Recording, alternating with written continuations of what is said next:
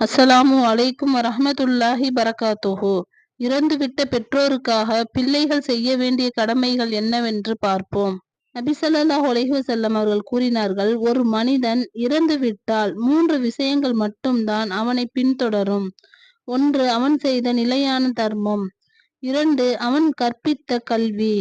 3. அவருக்காக பிரார்த்தனை செய்கின்ற சாலிகான நல்ல பிள்ளைகள் என்று கூறினார்கள். ஒரு மனிதன் இறந்துவிட்டால் அவன் நேர்வழியில் இருந்தாலும் கூட தனக்காக வேண்டி பாவ மன்னிப்பு கேட்க முடியாது என்று மார்க்கம் சொல்கிறது. ஆனால் பாவ மன்னிப்பு தேடக்கூடிய வாய்ப்பை இறைவன் நம்முடைய பிள்ளைகளின் மூலம் நமக்கு தருகிறான். ஆனால் நம்மில் பெரும்பான்மையானவர்கள் பெற்றோர் இறந்துவிட்டால் இந்த வாய்ப்பை பயன்படுத்தி அவர்களுக்காக பாவ மன்னிப்பு கேட்பது கிடையாது. நபி இப்ராஹிம் அலைஹிஸ்ஸலாம் அவர்கள் சிற்கிலேயே மரணித்த தம்முடைய தந்தைக்காக அல்லாஹ்விடம் பாவ மன்னிப்பு தேடினார்கள். ஆனால் அவர் நம் எதிரி என்று அல்லாஹ் கூறியவுடன் தன்னுடைய தந்தைக்காக பாவ மன்னிப்பு கேட்பதை விட்டும் விலகி கொண்டார்கள்.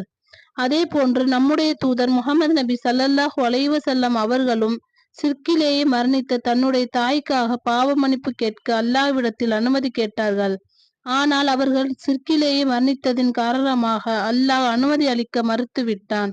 ஒரு தனி மனித சமுதாயம் என்று குறிப்பிடப்பட்ட இப்ராஹிம் அவர்களுக்கு கிடைக்காத வாய்ப்பு நமக்கெல்லாம் அழகிய முன்மாதிரியாக இருந்த நபி ஸல்லல்லாஹு அலைஹி வஸல்லம் அவர்களுக்கு கிடைக்காத வாய்ப்பை நேர்வழியில் மரணித்த நம்முடைய பெற்றோர்களின் மூலம் அல்லாஹ் நமக்கு தந்துள்ளான்.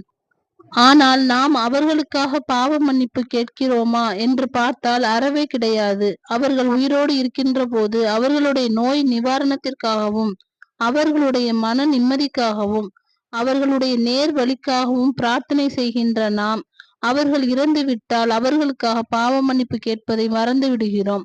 இந்த இடத்தில் இதை நாம் ஏன் அதிகம் வலியுறுத்துகிறோம் என்றால், நம்முடைய பெற்றோர்கள் இறந்துவிட்டால் அவர்களுடைய பாவம் மன்னிக்கப்பட இருப்பது இந்த ஒரே ஒரு வழிதான். எனவேதான் இதை நாம் அதிகம் வலியுறுத்துகிறோம்.